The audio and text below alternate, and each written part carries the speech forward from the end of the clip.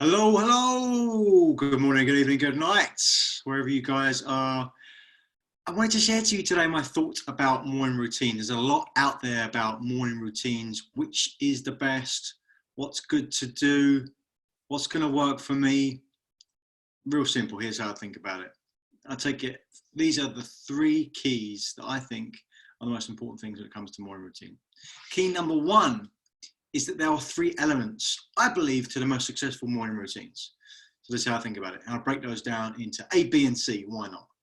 A, B, and C elements to great morning routines are number one, or A, as I was going to say, A is movement, some sort of physical movement. So that might be a workout, that might be stretching, that might be some yoga, that might be just walking up and down around your house. But not, A part of that is movement. So the first key is these three elements, right? And so these three elements, A, B, and C. A is movement. And B, the second part here is what I call giving your brain a hug. So A is movement of your physical body. B is giving your brain a hug.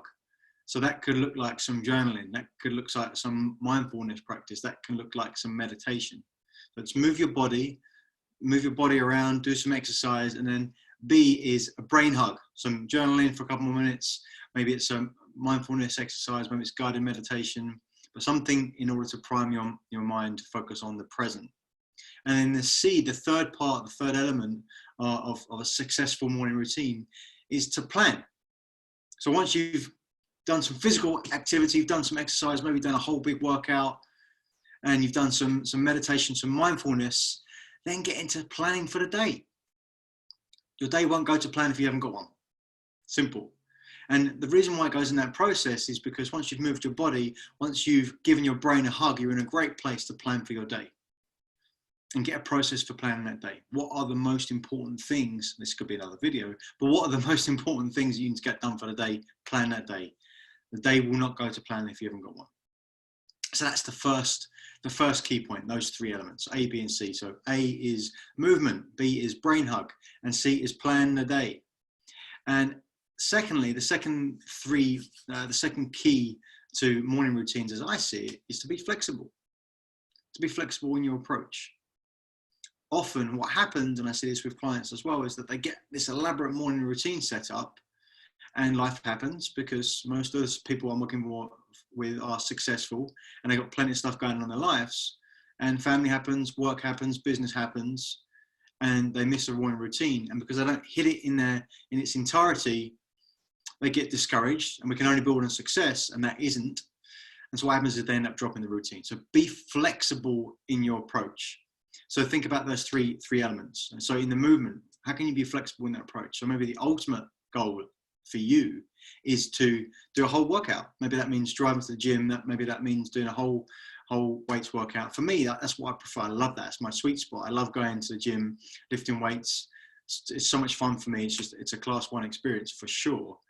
And I do that. I can listen to some growth material on my earphones while I'm doing it as well. It's fantastic for me. That's for me the best movement. But it doesn't have to be the whole big thing. Sometimes it could be quick workout in the garage. Sometimes it could be just some stretching. So think about what flexibility looks like for you, because progress is what equals happiness. Progress allows us to keep moving forward, gets in a resourceful place. So just because you can't do the whole big workout, that's okay. Be flexible in your approach. And the same goes for giving your brain a hug and the planning as well. So the brain hug for me, ideally looks like 10 minutes journaling, and then about 10 minutes mindfulness practice as well, visualizing a big goal of mine. And then it looks like getting straight into the planning. And so sometimes the brain hug can't be those things, and that takes about 20 minutes. Sometimes it has to be a bit shorter.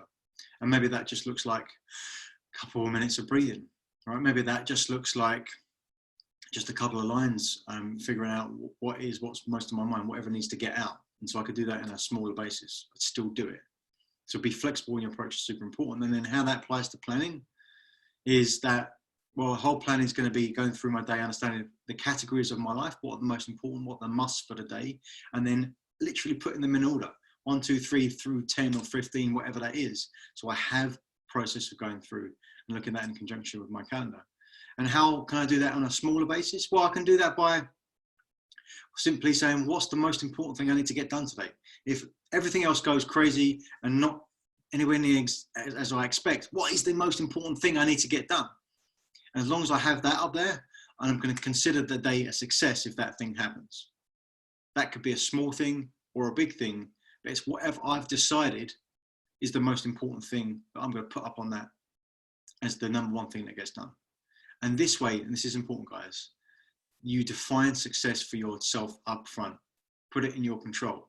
Make sure you can win the game. So be flexible. That's how it applies to those three elements. So that's my second key to morning routines. And my third key to morning routines, you're gonna love this one, is just have one. It's more important that you have one than what it is. It's more important than you have one than what it is. Now, there's many ways to do this. There's unlimited strategies and approaches that you could find out there for many successful people. The differentiator is that they have one, not what it is. Again, it's flexible in terms of how you do it, and it's important that you have one itself. Right? So just start.